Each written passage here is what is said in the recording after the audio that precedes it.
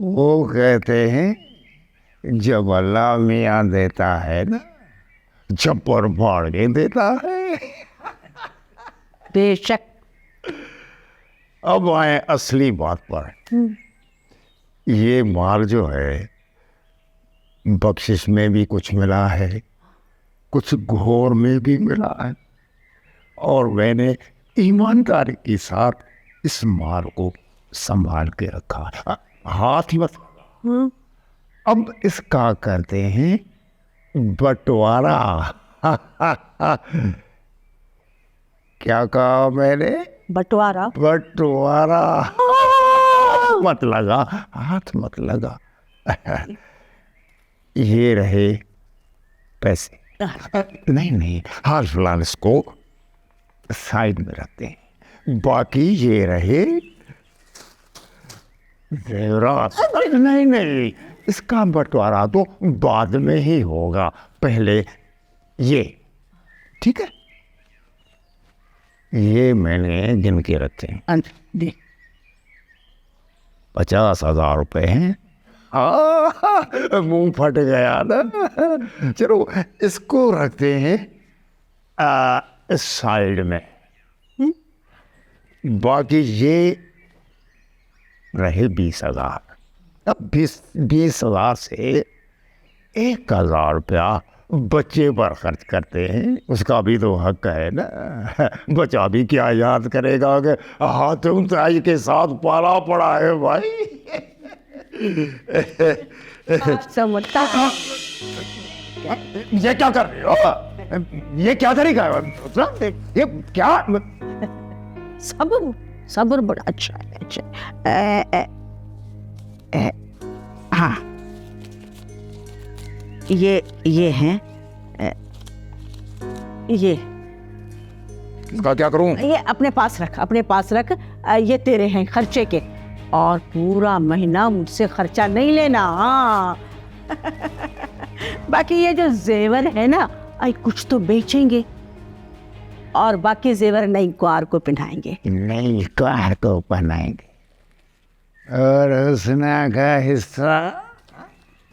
परे हो, हुस्ना हुस्ना हुस्ना, बड़ी हुस्ना याद आ रही है। यार मिलेगा, उसको भी हिस्सा मिलेगा। एक अंगूठी दूंगी, 2 बालियां दे दूंगी। अब बाकी ब्याह में भी तो खर्च करना है ना। तुझे मैं एक बात सुना दूं सोनी, ये जो पैसे हैं ना, पैसे, ये हाथों की मेल है, हाथों की। ये ज्यादा दिन नहीं चलेंगी। इससे अच्छा है कि छोटा मोटा कोई कारोबार शुरू करो, उसमें कोई बरकत नहीं है, ये घोर के हैं। और ऊपर से तुम एक नई मुसीबत का भी बंदोबस्त तो कर रही हो ना। हाय हाय, बस ताने ही देते देरना।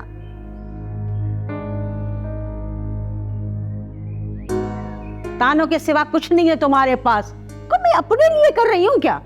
तुम्हारे लिए कर रही हूँ, बेटे के लिए कर रही हूँ। मेरे लिए क्या महल बनवा रही हो? क्या कर रही हो मेरे? अरे हम सबके लिए आएगी ना दुल्हन, खिदमत करेगी हमारी। ओ माँ, बाबा आ गए।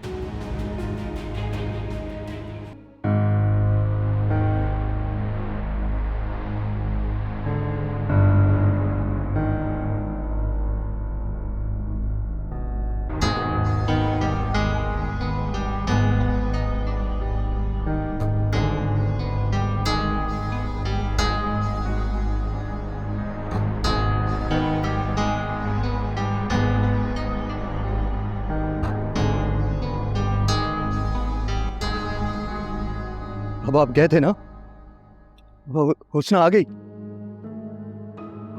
बेटा, मैं गया तो था,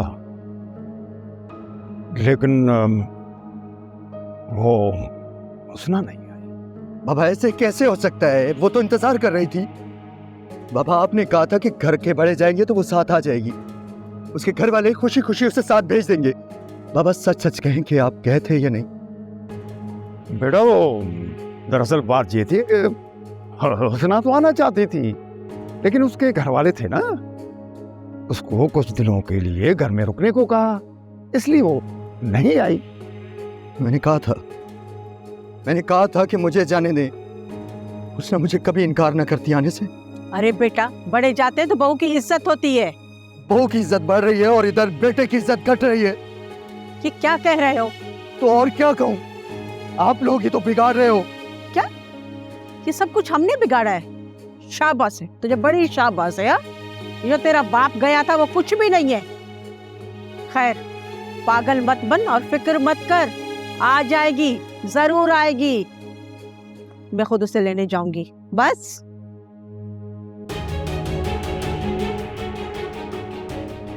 जान जा रही है, मर रहा है। अब वो नहीं आती तो उसको गोदी में तो पकड़ कर नहीं लाएंगे। उनके भी तो नखरे देखो ना, नहीं छोड़ रहे। पागल कर दिया है।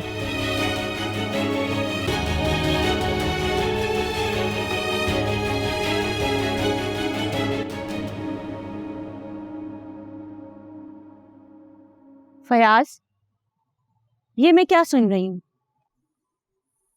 क्या सुन रही हैं? तुम अपने लिए जमीन मांग रहे हो?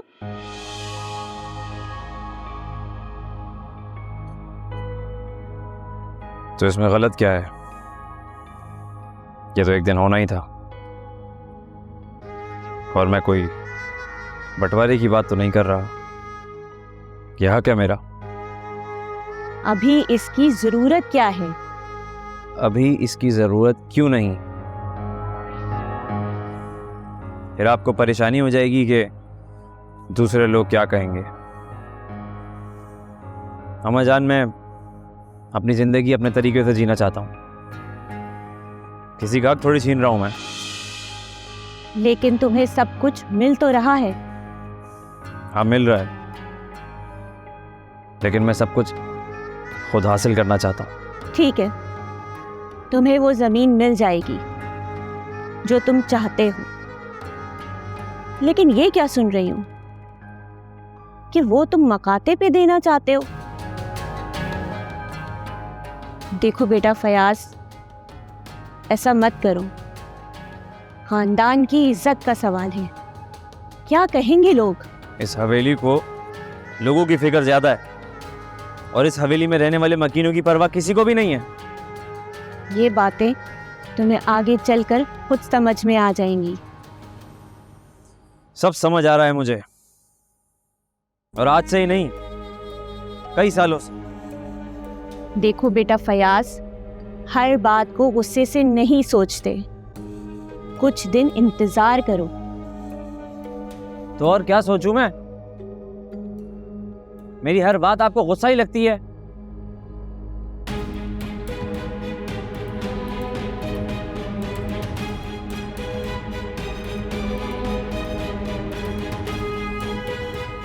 इसका कोई इलाज नहीं है। पता नहीं क्या होगा इसका।